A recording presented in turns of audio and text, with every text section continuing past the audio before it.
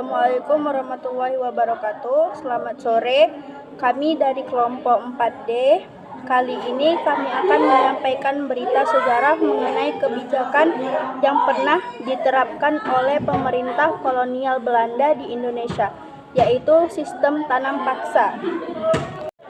B. Sistem tanam paksa. Pemerintah Belanda terus mencari cara bagaimana untuk mengatasi problem ekonomi. Berbagai pendapat mulai dilontarkan oleh para pemimpin dan tokoh masyarakat. Salah satunya pada tahun 1829, seorang tokoh bernama Johannes van den Bosch mengajukan kepada Raja Belanda usulan yang berkaitan dengan sistem dan cara melaksanakan politik kolonial Belanda di Hindia. Van den Bosch berpendapat untuk memperbaiki ekonomi di negeri Belanda.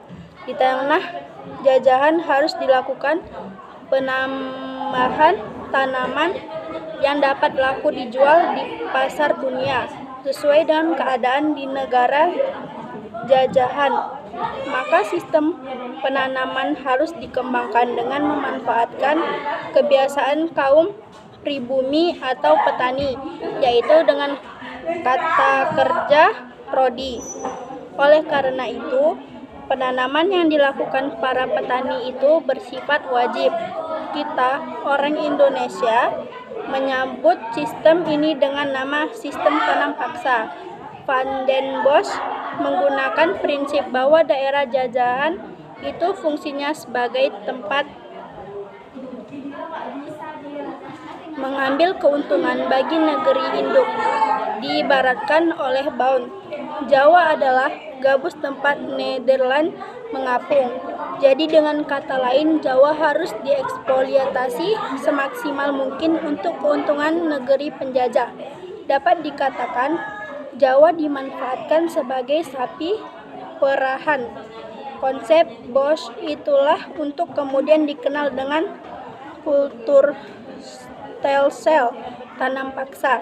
Dengan cara ini diharapkan perekonomian Belanda dapat dengan cepat pulih dan semakin meningkat.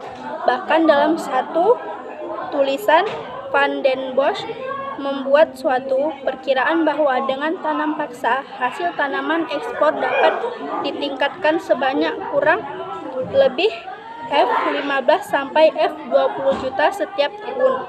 Van den Bosch menyatakan bahwa cara paksaan seperti yang pernah dilakukan VOC adalah cara yang terbaik untuk memperoleh tanaman ekspor untuk pasaran Eropa.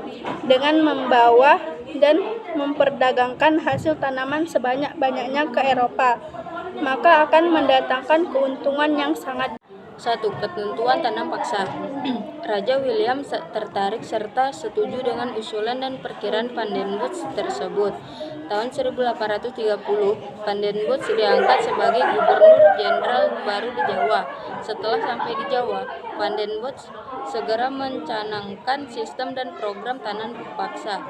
Secara umum, tanam paksa mewajibkan para petani untuk menanam tanaman-tanaman yang dapat diekspor di pasaran dunia. Jenis tanaman itu di samping kopi juga antara lain tembakau, tebu, dan nila. Secara rinci, beberapa ketentuan tanam paksa itu termuat pada lembaran negara tahun 1834 nomor 22. Ketentuan-ketentuan itu antara lain sebagai berikut.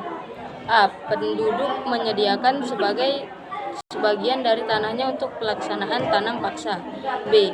Tanah pertanian yang disediakan penduduk untuk pelaksanaan tanam paksa tidak boleh melebihi 1/5 dari tanah pertanian yang dimiliki penduduk desa. C. Waktu dan pekerjaan yang diperlukan untuk menanam tanaman tanam paksa tidak boleh melebihi pekerjaan yang diperlukan untuk menanam padi. D. Tanah yang disediakan untuk tanaman tanam paksa dibebaskan dari pembayaran pajak tanah. E. Hasil tanaman yang terkait dengan pelaksanaan tanam paksa wajib diserahkan kepada pemerintah Hindia Belanda.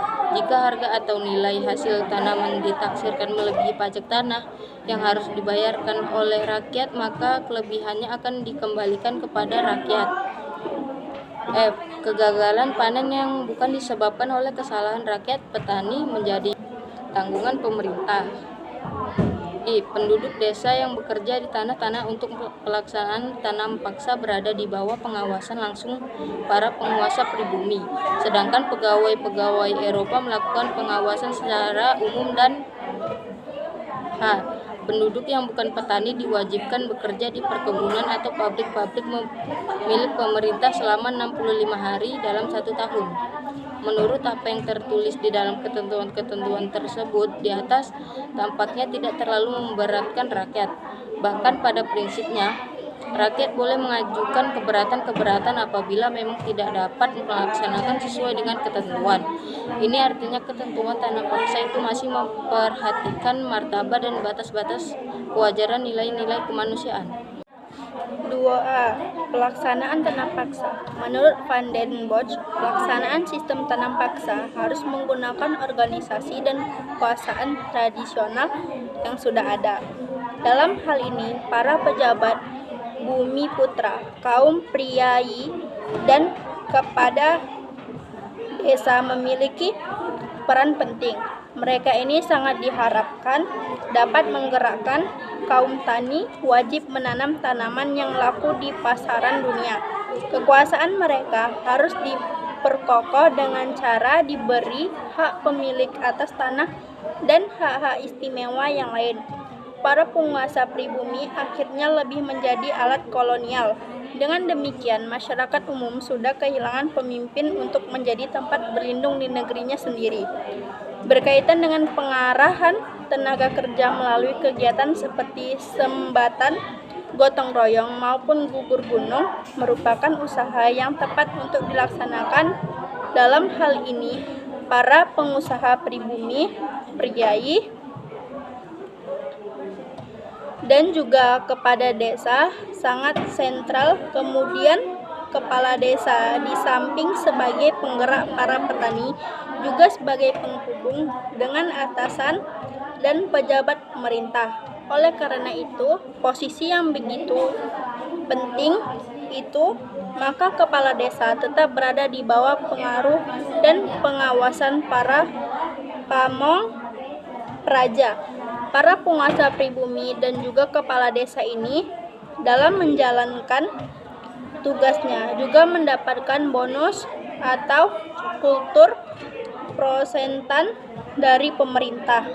Kolonial besaran bonus itu tergantung dari besar kecilnya hasil setoran kepada pemerintah kolonial. Semakin besar setoran dari petani kepada pemerintah kolonial yang ada di wilayahnya, pejabat pribumi di tempat itu juga akan menerima bonus semakin besar pula.